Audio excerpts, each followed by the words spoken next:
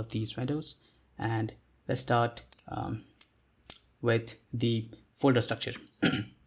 All right, do you guys have any preference of a folder structure? What is wrong with the default folder structure?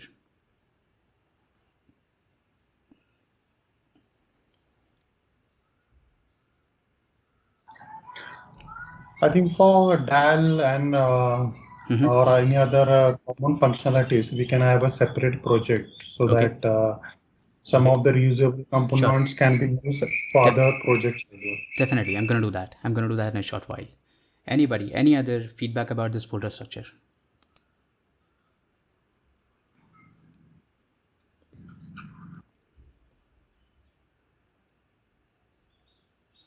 All right, so one of the things that I do inside my application is that I generally don't like to see technology inside my application hierarchy. If I show this folder structure to you and ask you, hey, can you comment on the domain of this application? What would be your answer? Right? I am pretty sure that very few answers would be about that this is education domain, this is university domain, right? Besides the Contoso University name, there is nothing in this folder structure that is saying that it has something to do with a university, right? When I create that folder structure, when I create an application which is going to get used at an enterprise level by thousands of users, my folder structure should actually represent the domain. The folders and the files that I want to see inside my application, they should actually be saying that probably, let me just create one folder and I'm going to stop. I want to see a student folder here like this, right? I want to see instructor folder, classes folder, courses folder, enrollment folder, things of that type, so that as soon as the developer opens up the solution, he would be presented with a screaming architecture. The architecture is going to talk back to the developer that, hey, I am dealing with a university or school domain, right? This application currently is not doing that. All right, this application is mostly focused on MVC.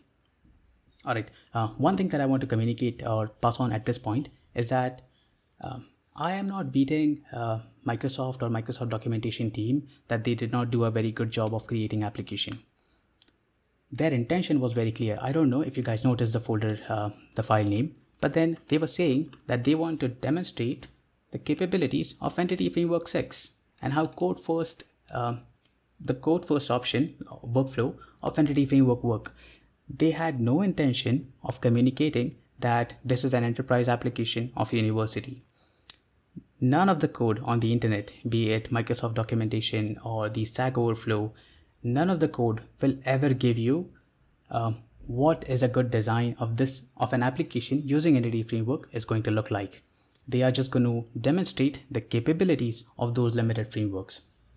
All right, so anytime you pick up code from the internet, you should have this thing in mind, that this code that I'm picking up is demonstrating the technology and not the architecture. All right. Okay, so this code is only demonstrating Entity Framework. It is not about architecture. We picked up this code and we said that, you know what, Entity Framework is good. We like that technology, but this is not enterprise ready. We are going to make it enterprise ready.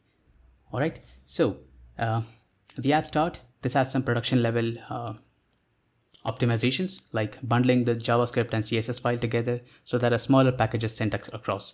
Nothing fancy inside this folder, pretty standard. The next folder is the content folder, and it has changes related to Bootstrap.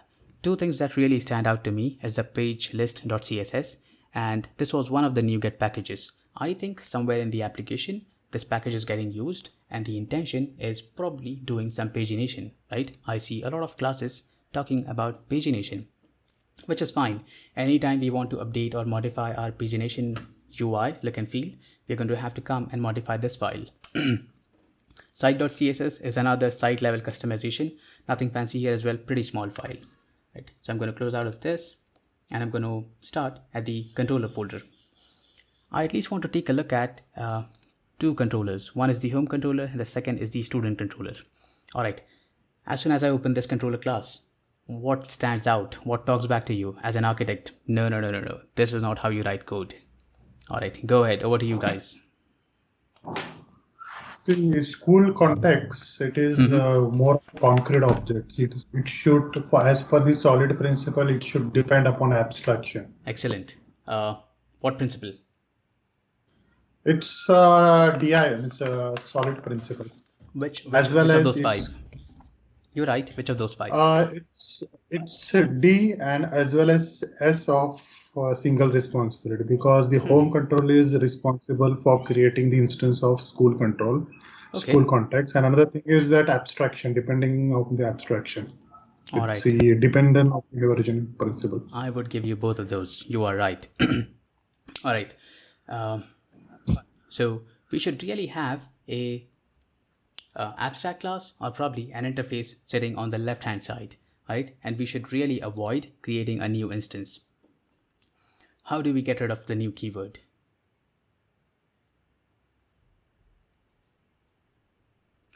What framework, what technology do we use to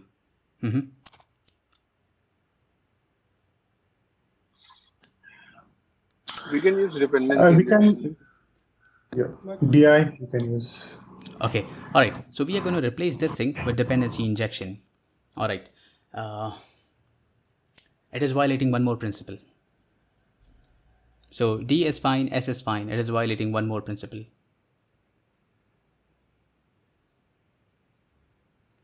I'll give away the answer. The open close principle. Tell me why.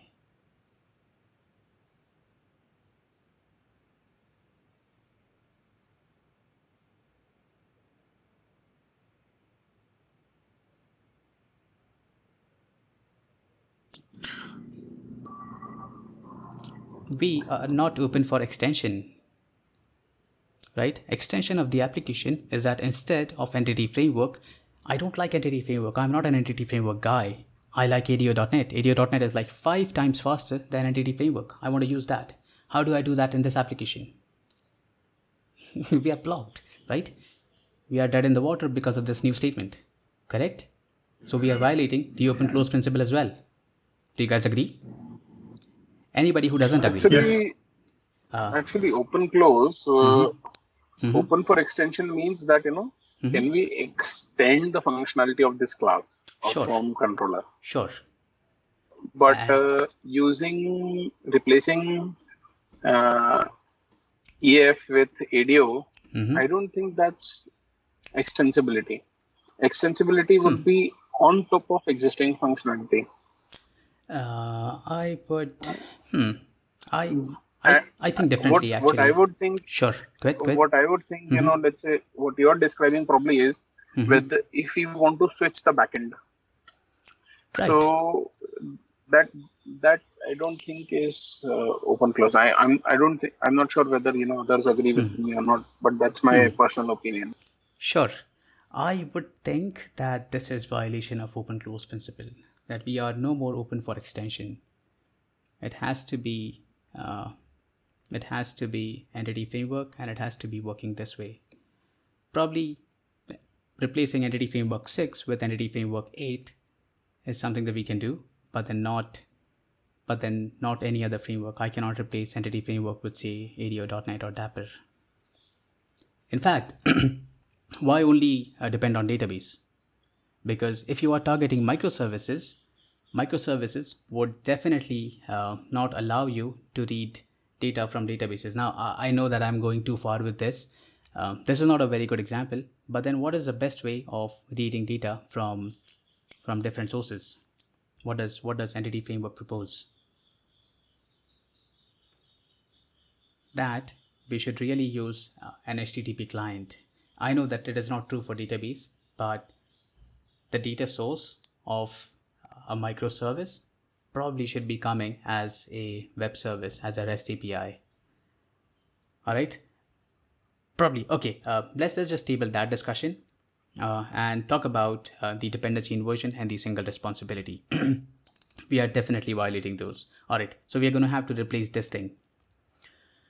All right, let's look at the index function. Is pretty straightforward. If I go to the view, I am going to see fairly standard code, which is a welcome screen, and somehow it is going to display the UI, the navigation bar at the top. That is coming through the shared folder and the layout page. All right, so nothing fancy going on here really. So I'm going to close out, and then we're going to talk about the next action. About again, what stands out?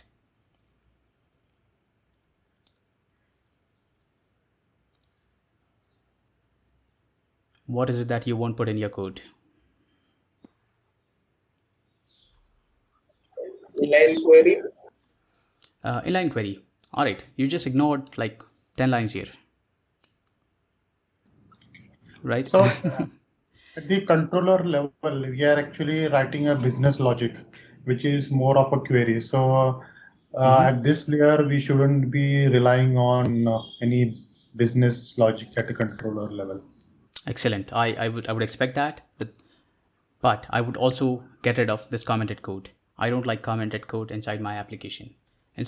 I don't like the intention of express as comments. Can you tell me why?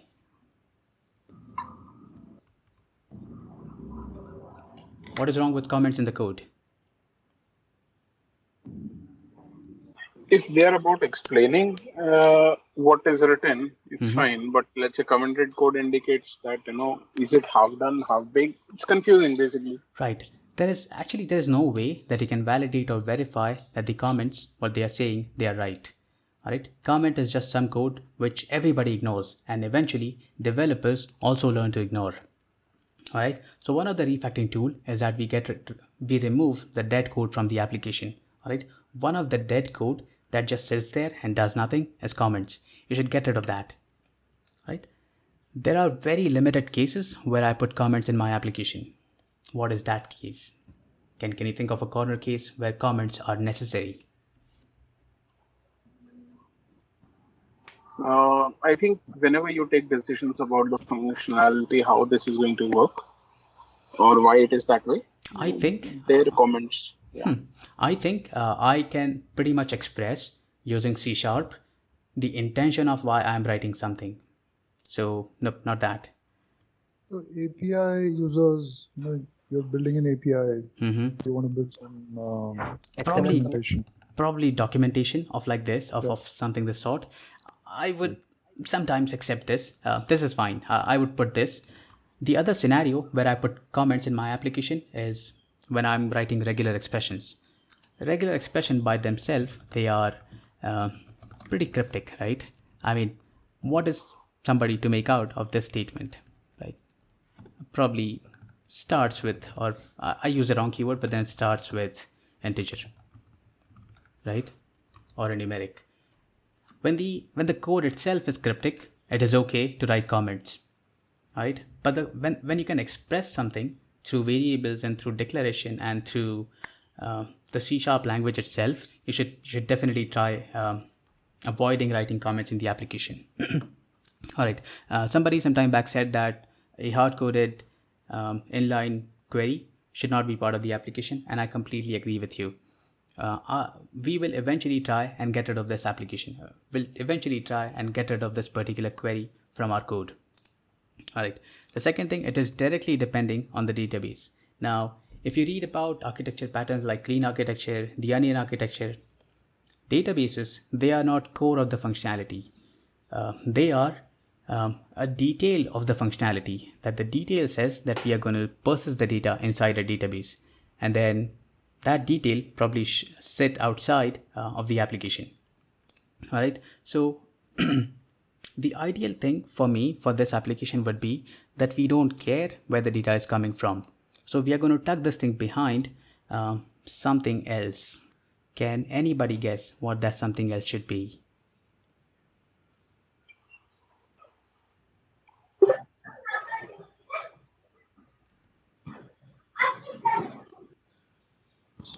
I think we have to have a repository pattern in this case.